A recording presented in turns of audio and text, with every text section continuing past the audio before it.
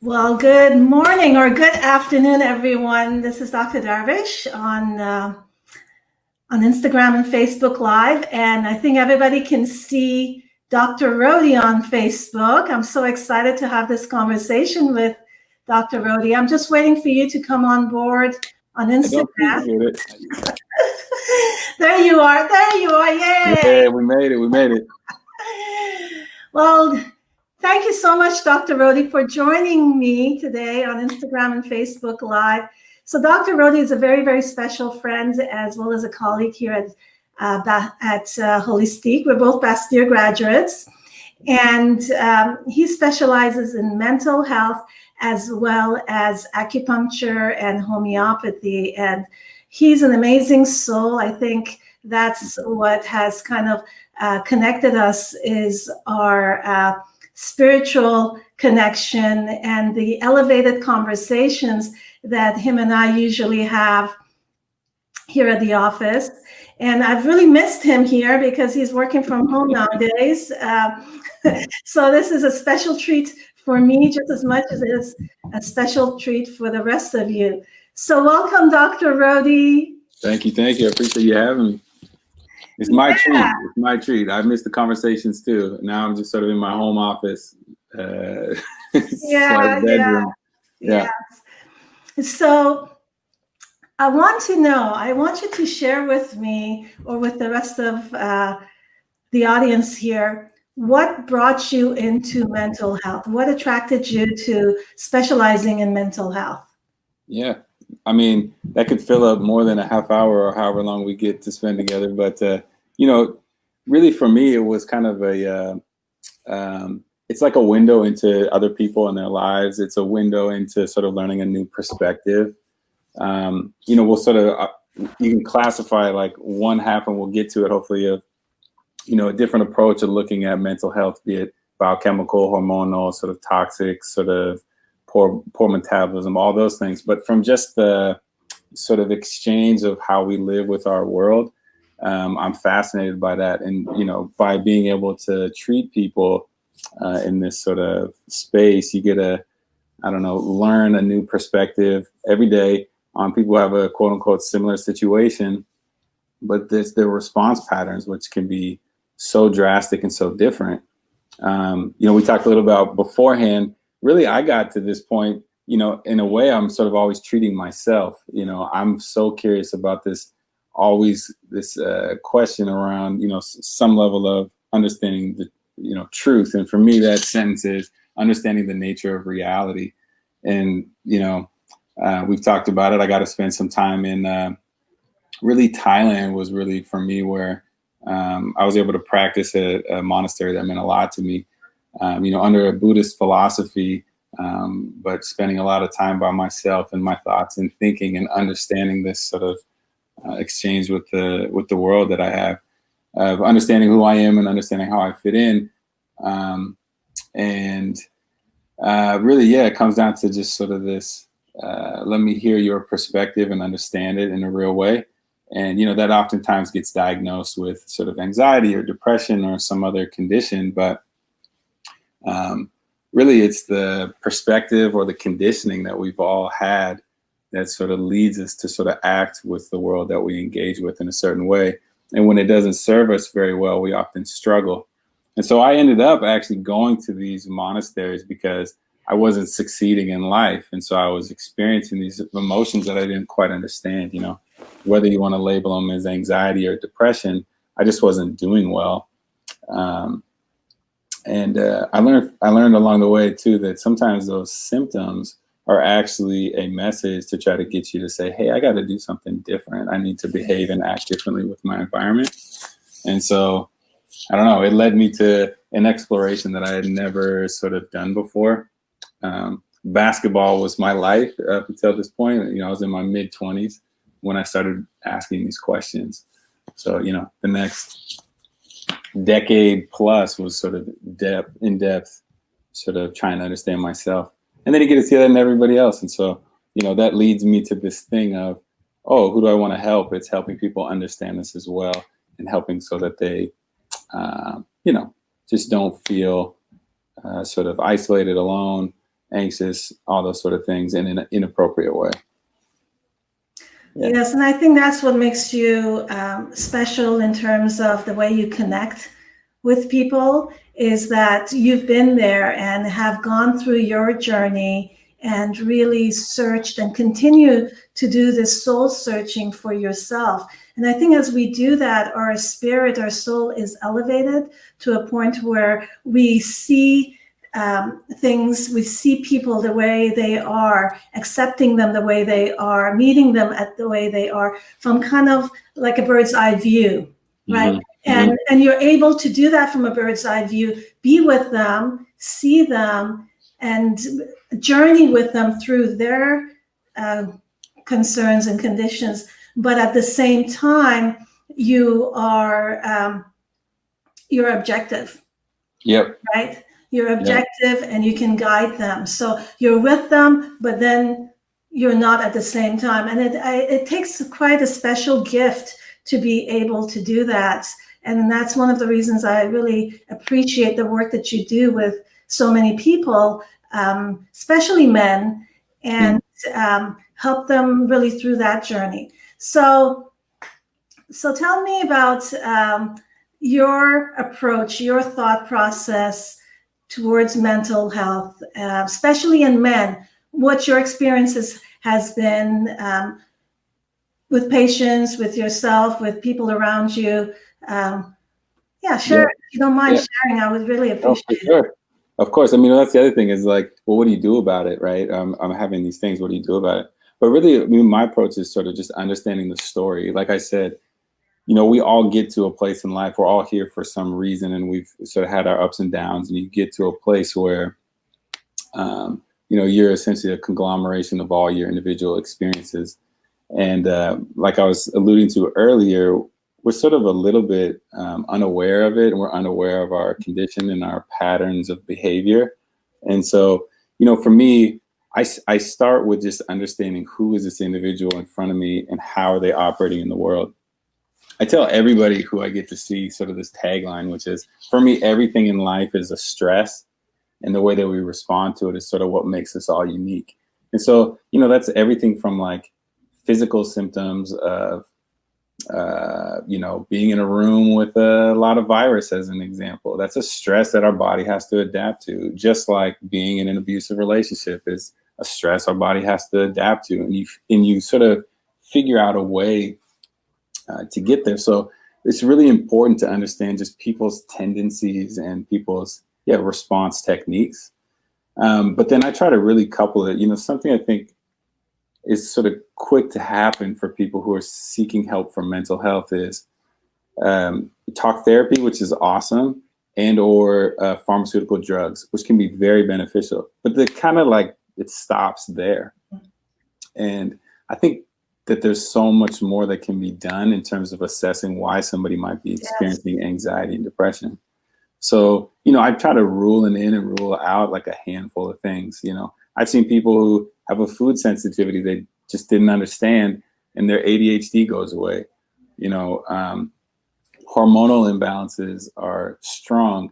And since this is more catered towards men, the predominant hormone that men seem to be deficient in would be like testosterone, as an example, to feel mood depression.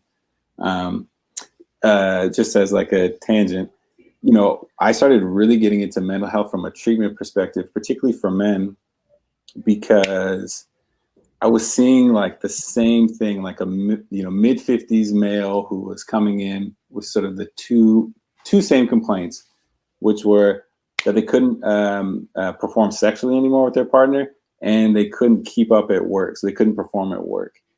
And it's one of those things where it's like, we're sort of at this place where the body is starting to break down. And it would have been great if we had this conversation, in their 30s or in their 40s. And so, or even their 20s, even in their 20s. Heaven forbid when they're a teenager and you sort of, understand my nutrient deficiencies, understand my sort of, maybe I don't sort of detoxify things appropriately, and sort of some simple recommendations would help. I totally agree with you. It's pushed way late in the game, particularly for men. And that's sort of like also speaks to, I think, one of the big reasons that males struggle. It's sort of a stereotype that men aren't expressive, men aren't like, whatever. The reason for me is that I feel like a lot of men don't feel like they have a community. And women are just more open to like, hey, let me share with you. Hey, let me do this with you. But men aren't really open to a community. And that really happened to me personally. I played sports my whole life. And when that thing ends, it ends. And it's so weird. So I played through college, and as soon as that last game was over, everybody sort of went about their own way. School ended that year, you graduate, and all my closest friends we didn't live in the same state. We just didn't do the same thing. I had no sort of daily community. And that's like shocking for a lot of people. And I think it's also a reason why the stereotype of men in sort of this workplace thing, it's sort of where they get their identity in a strange way. And you ask them the question, and they oftentimes are very isolated in their own relationships. They're isolated with kids if they choose to have them. All those kind of scenarios play out, but the cause is sort of the same thing, is this sort of isolation piece.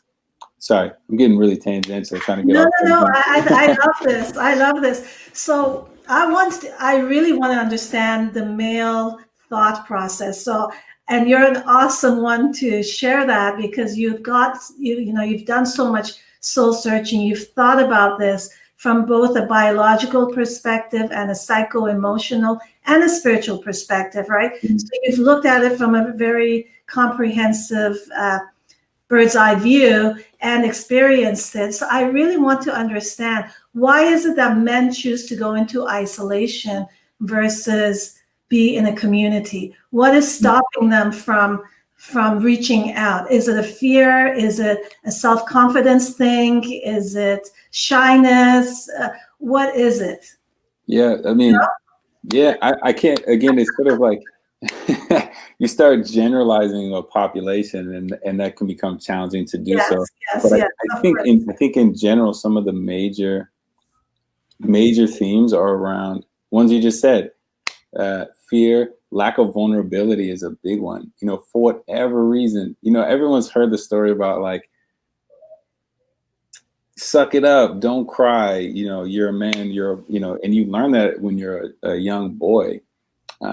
My son is incredibly emotional and expressive, and I encourage that because I think it's important for him to understand these other emotions and understand, it's healthy to say, I'm sad, I'm upset, I feel not good enough, I feel like that, and a lot of people just don't really get a chance to sort of express that over a lifetime. And then all of a sudden you're like, 25 or 35, and you like think that you've developed this identity. It becomes really difficult at that point to go back on these life lessons and open up to a partner or join a club or, do something where you can tell people, hey, this experience happened to me. I don't know how to handle it. And I've experienced that as well. And I think that's one of the other things, is that then when, men, if we sort of are conditioned in a way to feel suppressed, it's easy to then get into behavior which doesn't serve us very well. And, that behavior can be, again, stereotyping, but sort of like substance abuse or inappropriate sexual relationships, or just sort of generally not taking care of yourself, or exercise extreme. All these things are essentially avoidance of, I would say, just quote unquote past traumas. And when we start getting into sort of that thing, you start talking about traumas, generally speaking, from like a health perspective, they fall into like, a major accident, like a car accident or something like that, and or sexual abuse. And it's kind of like the buck stops there, which is unfortunate, because we all know what it's like to have somebody say, a flip comment about us, or something happened in a relationship in high school or whatever. And you just don't really get to work through those things. And then, we just sort of roll on to the next experience and roll on to the next experience. And I think for men, a lot of it can get played out in a certain way where it isn't one of vulnerability and sensitivity. It's one of generally speaking, congratulated through success and aggression and like that, be that through sports or the workplace or, something like that. And again, broadly generalizing here. But. Well, I think thank you for sharing that, because I think this is such an important conversation, especially for parents, right? Yeah. Because like you were saying, it really does start at a very young age. And this cultural stigma of, boys have to be tough and don't cry and just get up and move on and shove your emotions to the back and just be a man, right? Yeah. Right? Whatever that's supposed to mean. Whatever that's supposed to mean, right? Yeah, whatever that's supposed to mean, right? Exactly. Yeah.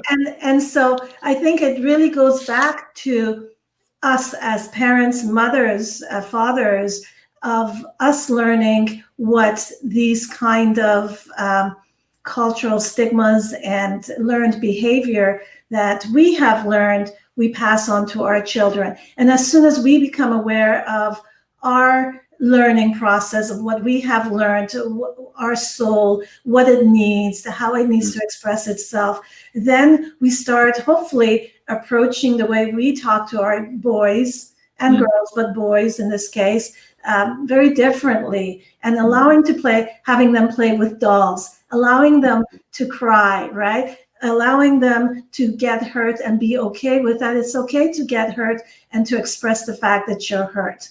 Yeah. And so really allowing them to express their emotions to their parents or siblings and acknowledging them. So a lot of times I think it is that acknowledgement that men don't receive.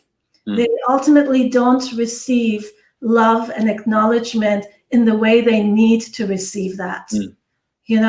At least that's from my perspective, and just talking with you and my husband and brother and just father, and just seeing men around me, how they communicate and how they don't, and what is shifting, what needs to shift within them, how can they shift. So it's a really, really powerful conversation that you brought up. Thank you for that.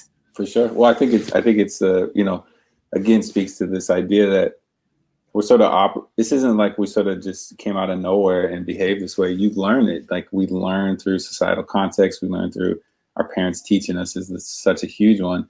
And, I think as kids, we pick up mostly on the intonation, body language, this kind of stuff. It's not like someone's giving us a manual on emotions and things like that. So it's really important to be able to be in a place where you can even know what you feel. Because that's one of the biggest things, like I mentioned, the sort of mid-50s man. And I ask him, I say, what do you do for fun? Or what do you like to do? And they have no clue. They have no idea.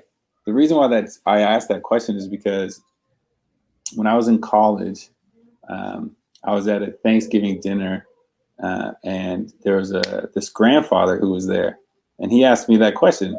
He's like, "Oh, what do you like to do?" I was like, "Oh, yeah, well, basketball this, basketball that." He's like, "No, like, that's something else. Like, what do you like to do?" And honestly, I couldn't answer the question. And that seems like it's sort of, oh, whatever. But, when I'm sitting there with a 55-year-old male who's sort of, lived a quote unquote full and successful life, and then they can't even tell me what they like. I think that means something that's pretty important, because they can't tell me what they like, they surely aren't going to be able to tell me how they feel.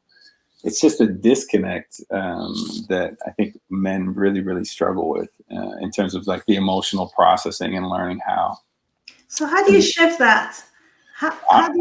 Yeah, it's a good question. Well, I mean, it speaks to sort of, I think first and foremost, you really do got to start correcting some of these nutritional imbalances, sort of hormone stuff and all that, right? But if we're talking just sort of like on the emotional plane, because those things really lead into it, when your body is operating on like bad fuel, essentially, the blood doesn't give me what I need to go, that's going to be hard to move through my life easily. I'll get irritated easily.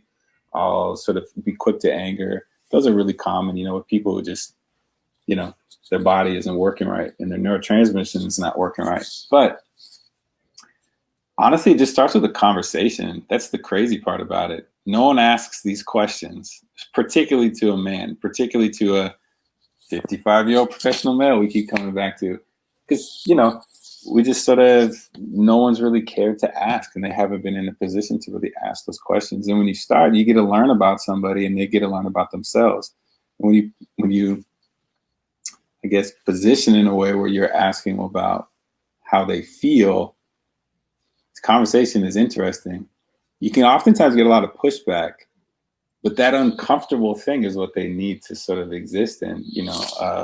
They don't know, but they're going to try to like make you feel uncomfortable to sort of stop the conversation. That's very, very common.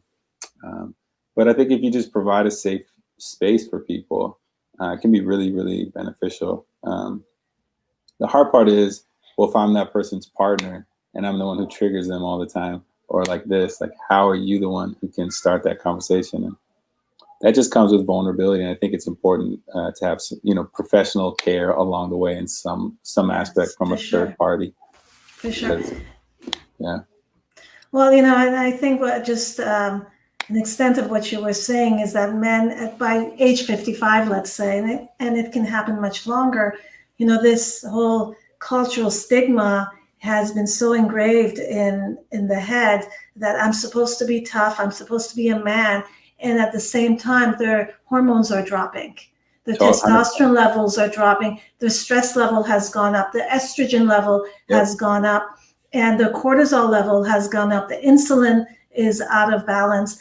And so as all of these hormones are starting to shift, as they're going through andropause, the cessation of male androgens, testosterone, that compounds that thought process of vulnerability and lack of confidence, that they feel like, I'm supposed to be this man, this tough, can stand, tolerate, go through all of this work stress and be there. But then I physically, mentally, I feel stuck.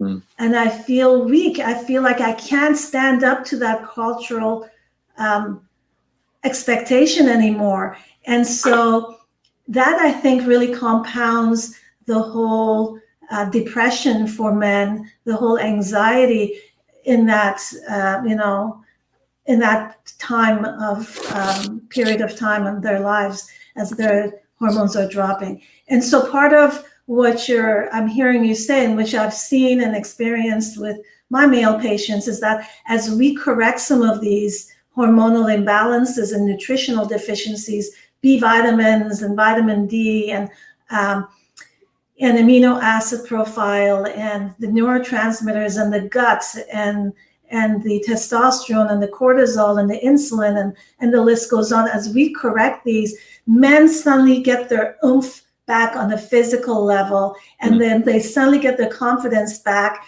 and then they say, oh, now I can be in both planes. I can express my vulnerability and really learn to express myself, but at the same time, I can still be grounded and masculine in a sense, And I see that. I've seen that with men as we've worked with them, how they're how they're basically this feminine side of them comes out as well as their masculine side, and when they're balanced, both of them are working like these two wings of a bird. The wings are more balanced, and they're moving through life in a much more freer way, in a much more creative and powerful and impactful way than they were before, because now they're recognizing the feminine part of themselves as well as the masculine part. It's not one or the other anymore. And I don't know if you've experienced that with men or with yourself. Yeah, no, definitely. I think it's one piece of it is also the how sensitive I think men are, and they don't get credited for it because they don't express it. Yes. So when you are going, you mentioned this sort of nailed it, right? It's like testosterone, cortisol, I'm stressed to the nines, but like, I don't know what to do about it. and that stuff really wears you down. When you can start correcting some of those things, you get a little bit more confidence for the individual, and you get a little bit more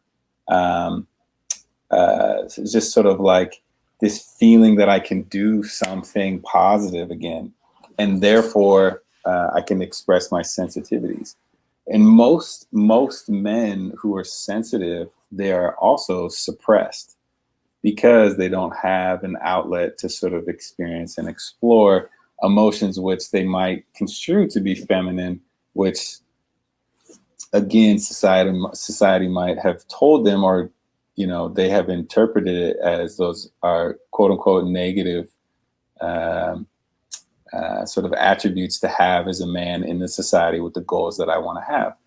And I think the opposite is actually true. When I find men that I really look up to are men who are totally open and vulnerable to their feelings, that understand their sensitivities, and these things are skills. And yeah, it just speaks to, again, I think the isolation patterns that we as people fall into, but particularly men we fall into. Yeah, and it's I've 100% seen it where you start doing that thing. Well, which one matters first? Does this individual need to sort of experience an emotional freedom to sort of get out of a bad relationship, move on from a job that's not serving them, travel? I don't know, and they just haven't had someone saying you should do those things. Or is it somebody who it's like, doesn't matter what you do, they have like oxidative burden that's too much for them, their testosterone's in the tank, their cortisol's through the roof, their insulin's all over the place. The other thing which is so important there is that if you start correcting those, you save off a lot of these diseases from actually occurring, i.e. cancer, i.e. Any metabolic disorder, i.e. Pick cardiovascular disease, obviously. And so, you start looking at it, it's like staring at everybody in the face 10, 20, 30 years before it happens. Whether or not you can start making the corrections, I think is, up to us as sort of a healthcare provider, but also, I think a journey that every individual, and since this is a male thing, that men get to sort of go through too. So, I think it's really interesting from a Chinese perspective from a Western perspective and a Chinese perspective. Western perspective is that heart attacks are the leading cause of death amongst men, right? Yep. Leading cause of death. And from a Chinese perspective, the heart is the emotional heart. Yep. And so when you do suppress the emotions, it has to express itself through some organ. And so the emotional heart sitting right in the heart and the physical heart come together. And so the suppressed emotions will express itself through a heart blocked, right? A blocked heart. And that's what a heart attack is. It's a blocked heart. And so whenever I look at men who have had a history of heart attacks, or even family history where their father, grandfather, great-grandfather has had a heart attack, I think to myself, what pain, what emotions were really suppressed in that great-grandfather that it was so strong, it's been passed on energetically and spiritually, really, in a sense, to this individual sitting here in front of me who is feeling that heart pain and is at a higher risk for heart attacks. How can we shift that? How can we switch that so that this energetic, emotional, spiritual, or whatever you want to call it, is released so that it doesn't need to express itself through this physical heart anymore? And I don't know if you also have observed that, and if you, what you think about that? Yeah, no,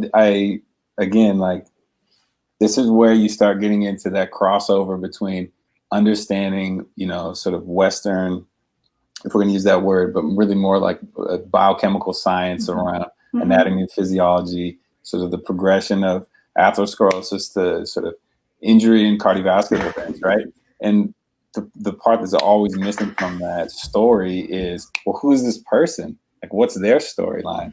And, you brought up Chinese medicine, and that's why I really like Chinese medicine, because it's the perspective of it and the philosophy behind it, which is so, I think, complete. that it takes into account the emotions associated to these physical organ systems. And so, you know, I've heard story after story of, people saying a broken heart and, all this that you're talking about leading to heart attacks, strokes, whatever it might be. And, one of the stories that actually got me to this place was when I was in my last shift in my naturopathic training. It was actually a woman, but the story makes the point. She had come to the vascular clinic, for years, and she had seen everybody, kind of a thing. And her list, both conventionally as well as sort of natural therapeutics, she handed me, it was everything that you could imagine, every supplement she took, every sort of common prescribed pharmaceutical she took. And I was in my last thing, and I was like, okay, whatever. I don't know what I'm going to do for this woman. And I was subbing on somebody's shift, so I would never see her again. But I just sat down with nothing. I said, hey, what's up? How can I help? And she started talking about her husband leaving her with 3 kids and this whole story. Mind you, she was like 85 years old. And I had asked, oh, interesting, what happened? Her husband had, I can't remember which war it was, World War II, I believe, he had served, and he had died. He was a fighter pilot, and he had died. Well, she's saying he left him. He was killed in combat with 3 kids, and she was pregnant when he left. But that story was still with her for decades, 60 years. Yeah, wow. And you start asking the question, well, how much of this is related to someone's physical health and presentation? And while I would say the common sort of conventional treatment wouldn't necessarily get into that. But I think you are misguided if you don't explore that for people. So yeah, long-winded way of saying 100%. I see that in every patient. I see everybody's traumas, no matter what they're presenting with. But it just takes a simple question, it's just being open to let somebody share their story.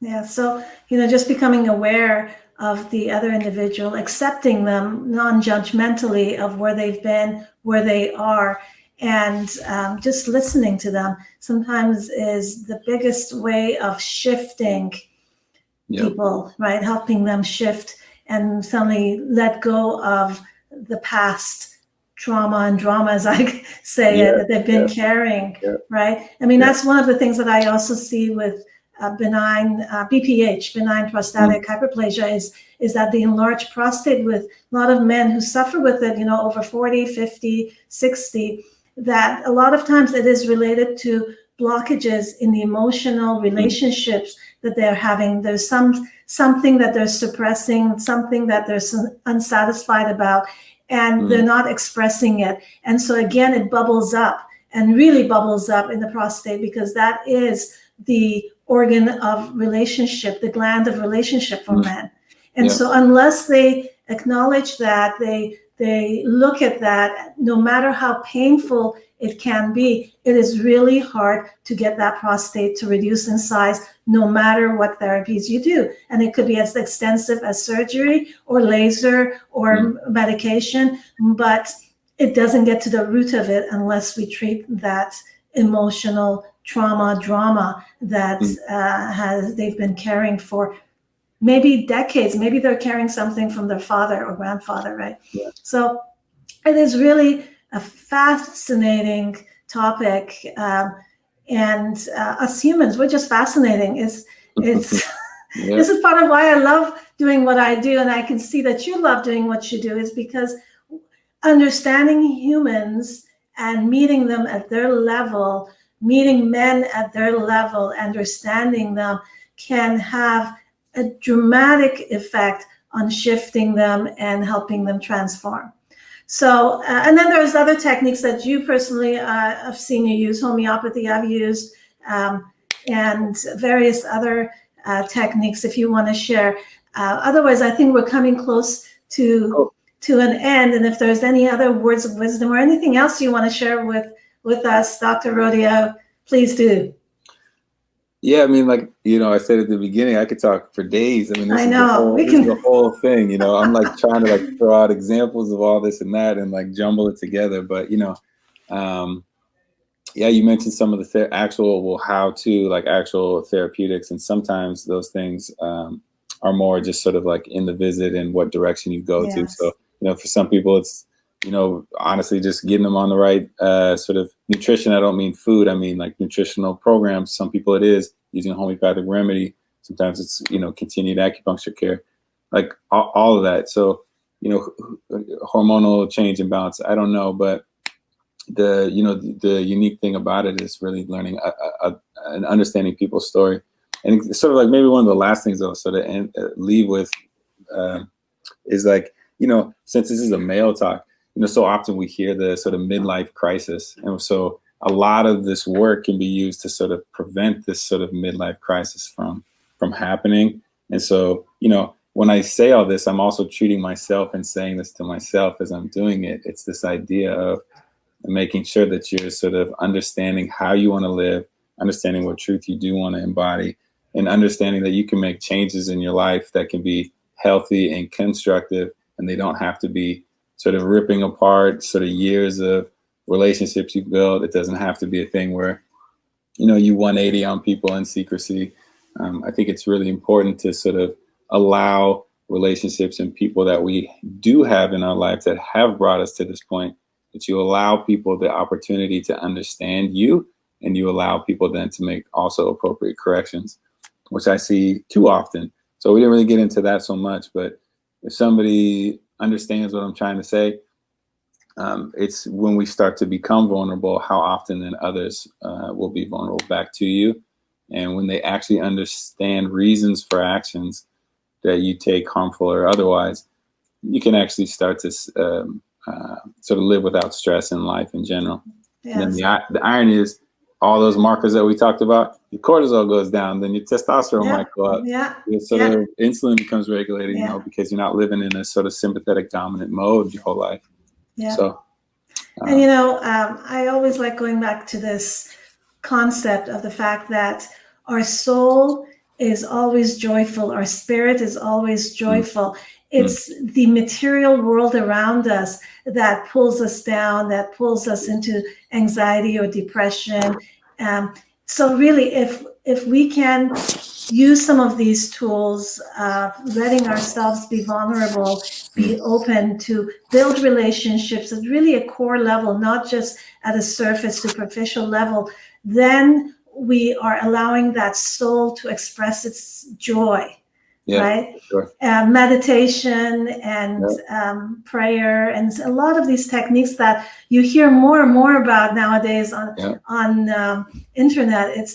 It's really powerful to really engage, and you can do it initially quietly, right? You don't have to be really doing it with anybody initially. You can do it quietly, and as you do it quietly, and as like you went through, and I've gone through, and I continue to go through, and you continue to go through this process of soul searching and spiritual building, in a sense, learning about ourselves. And this is, by the way, one of the reasons why I love doing what I love doing, is that I actually learn more about myself and than I do if I wasn't doing this work. So it's such a gift for me to be doing this work. And I know that you feel exactly the same, that it is such a gift. And I'm so grateful for people that engage us and choose us to do this work with them. It's very, very powerful, and it's very uplifting. Yep. So again, thank you so much, Dr. Rohde. It's always a joy and blessing to have an elevated conversation with you. We'll do this again. So Dr. Rohde is one of our physicians here at Holistic, and he's mainly on telehealth currently. Hopefully we'll get him back slowly over for a while, but for now it's on telehealth.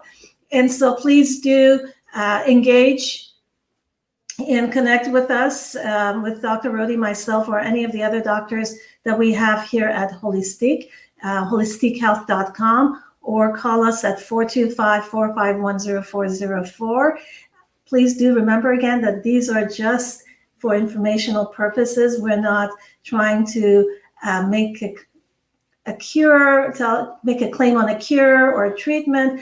each one of you really needs, each one of us really needs to investigate and find the truth for ourselves through connections with providers that you can connect with, we can connect with. So do engage. I wish all of you, especially men, a wonderful Thanksgiving and a wonderful journey in your healing process. Thank you again, Dr. Rohde. Thank you for all of you, and we will see you next week. Take care. Bye-bye.